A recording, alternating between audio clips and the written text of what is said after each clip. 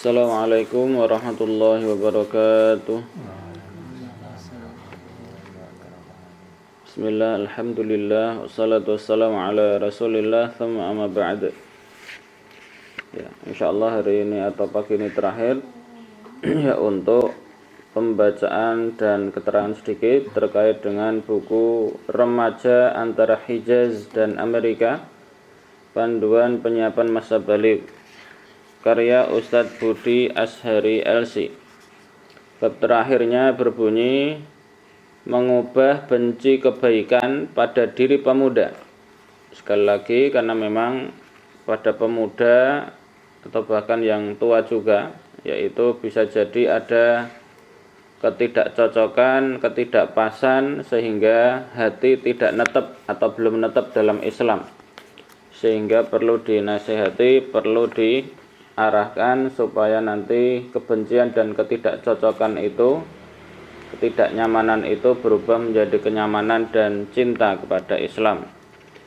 Ya, kemarin sudah disampaikan terkait dengan kisah Abu Mahdhurah yang awalnya benci kepada Rasulullah, juga benci syariat adzan, ya bersama beberapa temannya di Hunain, itu ternyata bisa dirubah oleh Rasulullah menjadi, dalam tanda kutip ya, dengan izin Allah itu ya menjadi cinta, bahkan sampai akhir hayatnya yang awalnya itu benci adzan malah jadi muadzin ya sampai meninggal ya radhiyallahu anhu.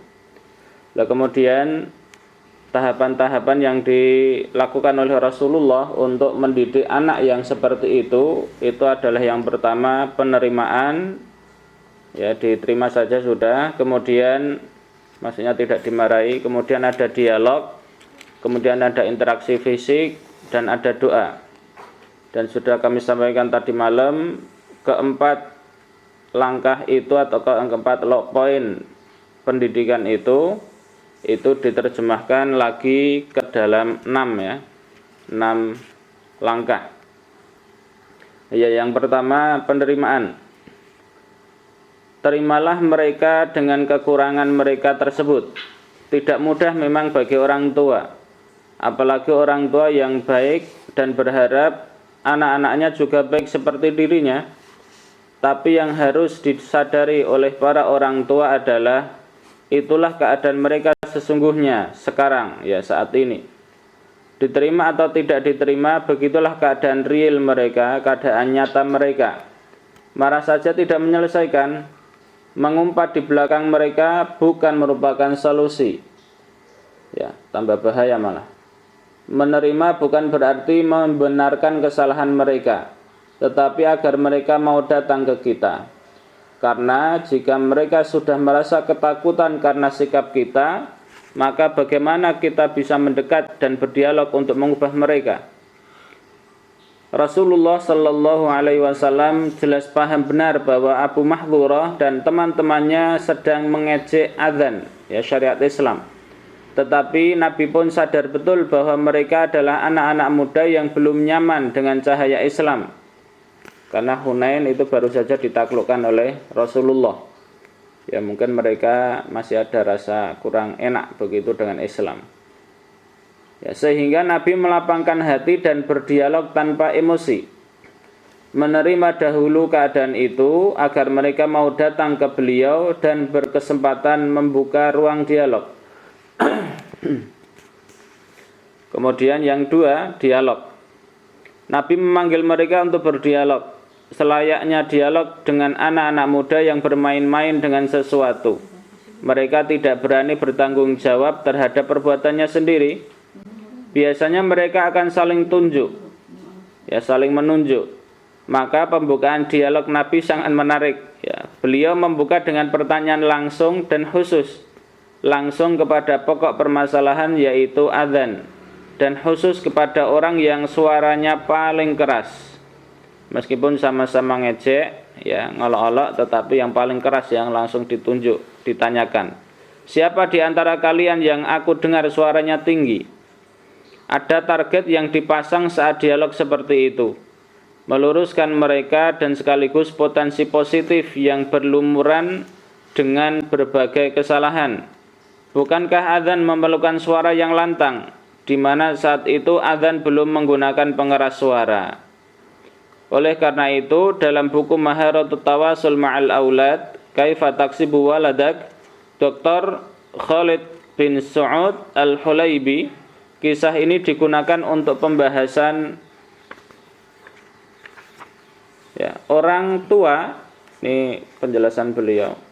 Orang tua menjaring sisi positif dari anaknya, difilter dulu mana yang baik, dan mendukungnya.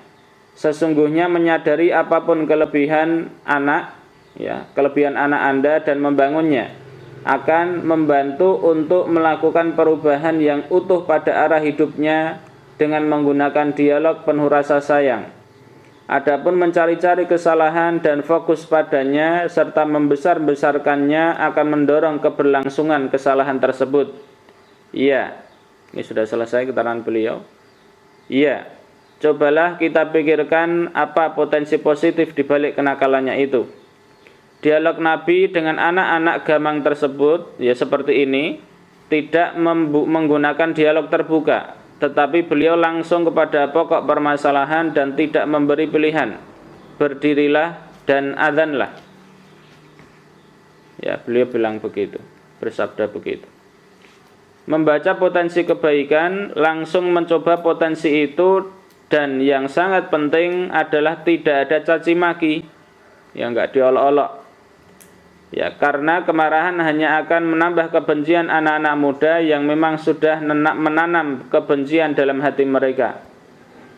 Biasanya pada proses poin kedua ini belum tumbuh rasa suka, masih dengan terpaksa atau karena takut mereka melaksanakan perintah.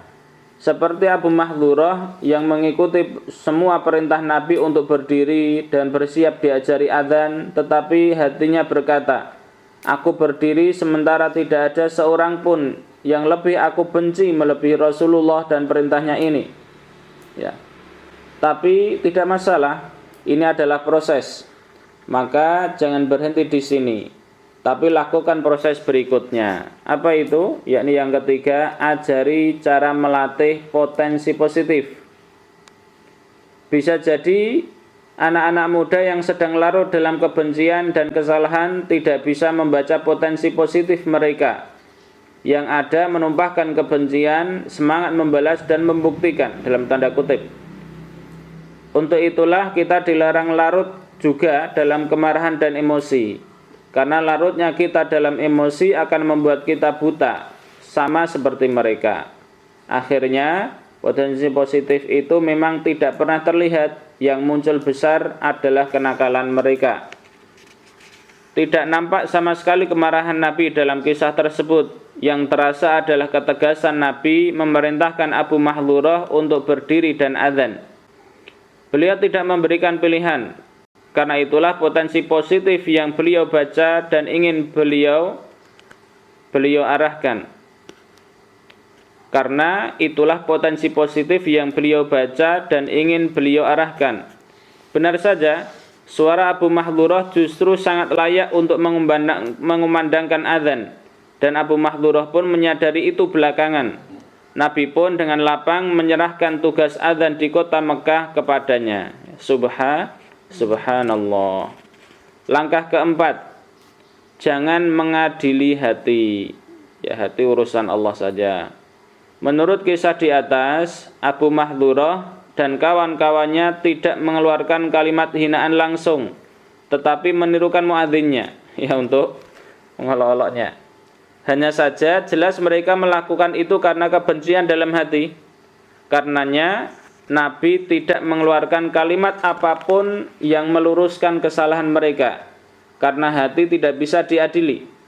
Dan jangan sekali-kali mengadili hati, yaitu melangkahi Allah, seakan lebih atau setara begitu.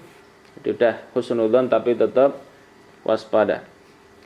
Semua kajian dan analisa kita hanya sebatas yang kita lihat dan kita dengar, yaitu sebatas perbuatan dan perkataan mereka. Jadi hindari kata-kata seperti pasti hati kamu titik-titik. Jadi hatinya enggak usah kita urusi. Kita tidak pernah diberi ilmu oleh Allah untuk mendeteksi hati.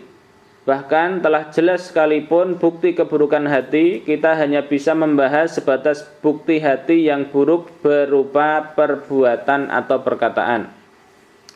Yang kelima, turunlah walau jauh ke bawah. Nabi mengurusi anak-anak muda yang tak dikenal seperti Abu Mahdhurah saat itu. Jelas ini merupakan suatu teladan yang dahsyat. Ya, seorang presiden begitu turun langsung ke bawah, anak-anak kecil yang enggak punya peran apa-apa gitu ketika itu, ternyata langsung sambangi begitu. Perhatikan di masyarakat kita hari ini, kalau di sebuah lingkungan ada tokoh besar yang amat disegani dan dihormati, kemudian beberapa anak muda berulah dengan ulah yang tidak menimbulkan keresahan secara massal, biasanya yang diminta turun adalah orang lain yang masih hampir seusia atau petugas resmi, dan sang tokoh tinggal mengirim instruksi dan menerima laporan. Ini jauh dari Rasulullah.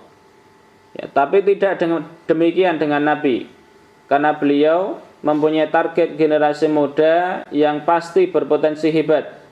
Bayangkan saat peristiwa ini terjadi, perbandingan usianya sangat terpaut jauh. Nabi usianya 61 tahun dan Abu Mahdhurah 16 tahun, ya, dibulak-balik. 61 dan 16 jauh sekali. Beliau langsung yang menangani dan mengajari cara membangkitkan potensi positif, dan ini menjadi nilai plus bagi Abu Mahdhurah. Seperti kebanggaan yang tersirat di dalam kalimat Abu Mahdhurah, aku berdiri di hadapan Rasulullah langsung yang mengajari adzan kepadaku, yang mengajarkan adzan kepadaku. Ini kalimat kebanggaan, ya. Sangat mungkin dari sinilah kebencian dalam hati mulai terkikis perlahan. Ya, presiden negur dia dengan nyaman begitu. Ya, setidaknya dihentikan untuk tidak terus berkembang. Jadi turunlah walau jauh ke bawah, ya, ini untuk teladan, ya. Jangan mewakilkannya kepada orang lain, karena seorang tokoh besar yang mengirimkan ketawaduan hatinya akan memiliki daya dorong yang lebih dahsyat bagi anak muda. Sekali lagi, karena seorang tokoh besar yang mengirimkan ketawaduan hatinya akan memiliki daya dorong yang lebih dahsyat bagi anak muda. Maka sungguh luar biasa, ya, ketika jadi pemimpin bisa turun seperti itu. Itu menandakan sifat tawadhu. Ya, terakhir, langkah terakhir yaitu penghargaan, ya. Saat mereka mampu melakukan kebaikan seperti yang kita ajarkan, beri mereka penghargaan. Penghargaan bisa berbagai macam bentuk, dan pikirkanlah penghargaan apa yang paling pas, yaitu penghargaan yang begitu diberikan mampu mendorong mereka lebih kuat lagi untuk beramal baik. Penghargaan yang diberikan Nabi bukan satu. Ya, kalau di dalam benak kita cuma satu, ya, duit, ya, yaitu uang perak yang dikasih, ya, dirham. Ya, tapi 3 sekaligus. Apa itu? Yang pertama yang kita nampak yaitu uang. Kemudian yang kedua itu interaksi fisik. Jadi langsung, ya, bertemu, kemudian juga ada unsur dibelai itu. Ya, kontak fisiknya juga ada. Kemudian yang ketiga adalah doa. Masya Allah, ya, didoakan pimpinan, nabi, presiden begitu. Ketiganya mempunyai kekuatan yang berbeda, dan ketiganya mempunyai cara kerja yang berbeda pada diri seseorang. Nabi memberikan sebuah atau sekantong begitu yang berisi, sebuah kantong yang berisi perak. Kemudian Rasulullah meletakkan tangannya di atas ubun-ubun Abu Mahdhurah, kemudian meneruskan usapannya sampai di wajah begitu sebanyak 2 kali, lalu mengusap dadanya sampai ke pusarnya. Selanjutnya beliau berkata, ya, berdoa, semoga Allah memberkahimu. Inilah yang menuntaskan pupusnya kebencian, berubah seketika itu menjadi kecintaan dan kebanggaan terhadap kebaikan. Di forum itu juga Abu Mahdhurah, sosok anak muda yang benci adzan, berubah di ujung dialog menjadi begitu mencintai adzan. Langsung, ya Allah, ya Rasulullah, tunjuklah aku untuk azan di Mekah itu. Ya, kecintaan dan kebanggaan itu hidup hingga melintasi seluruh waktu dalam hidupnya. Seperti kisah Ibnu Muhairiz tentang Abu Mahdhurah sepeninggal Rasulullah sallallahu alaihi wasallam. Abu Muhairiz berkata, aku melihat Abu Mahdhurah sahabat Rasulullah sallallahu alaihi wasallam memiliki rambut panjang, ya. Aku berkata, wahai paman, tidakkah kau potong rambutmu?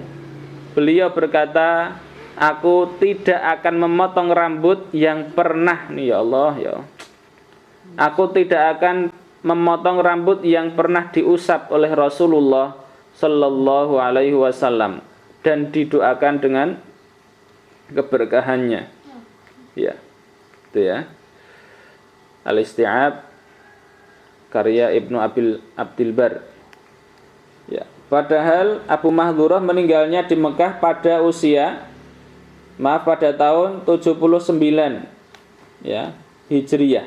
Jadi ini lumayan ya, sepuh begitu. Ini masih di Al-Isti'ab. Itu artinya kenangan usapan dan doa itu hidup selama kurang lebih 60 tahun sampai Abu Mahdhurah meninggal. Kalau Allah memberikan Abu Mahdhurah hidup lebih lama lagi, maka kenangan itu pasti terus hidup bersamanya. Ya Allah, bimbinglah kami. Wallahu a'lam. Ya, itulah akhir dari buku Remaja Antara Hijaz dan Amerika, ya, karya Ustadz Budi Azhari. Mudah-mudahan ada, dan kalau kami pribadi ya banyak begitu yang bisa kita ambil karena itu tuntunan dari Allah Subhanahu wa taala dan Rasulnya sallallahu alaihi wasallam. Mungkin itu dulu ya, karena sudah agak panjang, sudah agak siang ini, beranjak siang ya. Sudah banyak yang ini beraktivitas.